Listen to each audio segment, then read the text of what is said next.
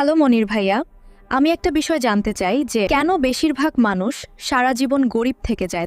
এর কারণ তারা টাকার বিনিময়ে সময় বিক্রি করে এবং টাকা কিভাবে তাদের জন্য কাজ করবে তা কখনোই শেখে না। আচ্ছা ভাইয়া, মানুষের সফল না হওয়ার আসল কারণ কি? কাজটা যখন একঘেয়ে হয়ে যায় তখন তারা হাল ছেড়ে দেয়। কাজটা কঠিন হয়ে যায় বলে নয়।